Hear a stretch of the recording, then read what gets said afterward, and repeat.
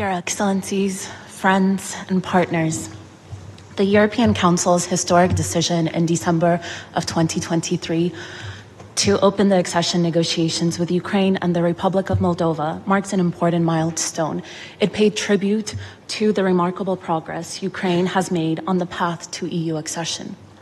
More than 10 years after Russia first illegally annexed our territories, and 2 years since the start of the full-scale invasion, we continue to show our unwavering commitment to upholding and fighting for European democratic values, rule of law, and human rights.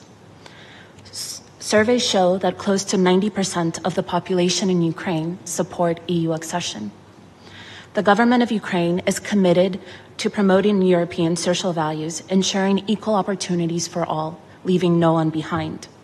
Gender equality is a fundamental value of the EU, enshrined in the EU treaties and the Charter of Fundamental Rights. These principles are embedded in our legislation and ongoing reforms across various sectors. We have taken concerted steps to align our legislation with the EU acquis. In recent years, Ukraine has made notable progress toward greater gender equality. In 2022, the Parliament ratified the Council of Europe Convention on Preventing and Combating Violence Against Women and Domestic Violence, the so-called Istanbul Convention, and we are currently developing legislation, the corresponding legislation.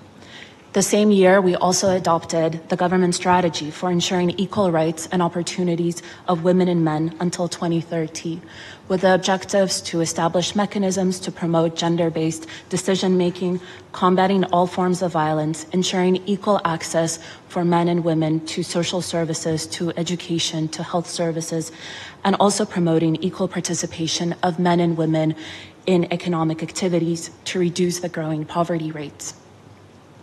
It is important for us not to lose momentum and to continue working on closing the existing gaps, to ensure that the enacted legislation trickles down and translates into actual changes on the ground, to support and promote women in decision-making, to break down the existing gender stereotypes, and to promote women's economic empowerment.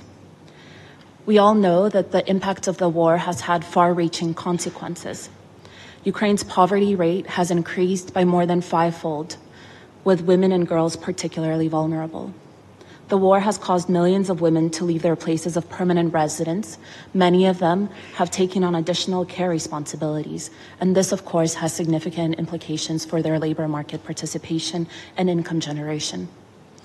We are taking steps to promote women's and men's equal share of domestic and child care responsibilities, championing responsible parenthood and fatherhood, countering gender stereotypes in line with the European Care Strategy and the European Pillar of Social Rights. At the same time, we are also developing social support services so that women can return to the labor market. To ensure support for individuals caring for family members, we are actively developing daycare services for children, for adults with disabilities, and for older persons. As the Ministry of Social Policy, we are also implementing new services to address the devastating impacts of war and empower women and women and men, girls and boys in achieving their full potential. A new resilience service ensures the provision of psychosocial support at the community level to support individuals and provides them with tools to cope with stress, to promote social cohesion, and to rebuild the resilience of communities.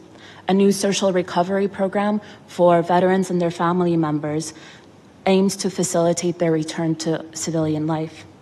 We are also reforming the rehabilitation process for individuals with disabilities and supporting them in finding employment. At the same time, we want to ensure that children who have lost parents and those who are currently residing in institutions are also able to find a family home. And for that, we are promoting family-based care and family support services. As we've heard, the war has also increased the risk of gender-based violence and conflict-related sexual violence. To address these heightened risks, we are expanding our network of specialized services, including shelters, crisis rooms, day centers, counseling services, mobile teams, and hotlines. For us, it is critical to adopt a whole-of-society approach in line with EU standards and in line with EU values. actively including civil society organizations in the development of our policies, incorporating the voices of those with lived experience in our decision-making. Our goal is to ensure a fair, inclusive, gender-responsive recovery in line with European standards and values, with human-centered, gender-transformative recovery at the forefront. And for this, we need the support of each and every one of you. Thank you. Thank you, Mrs. Irina.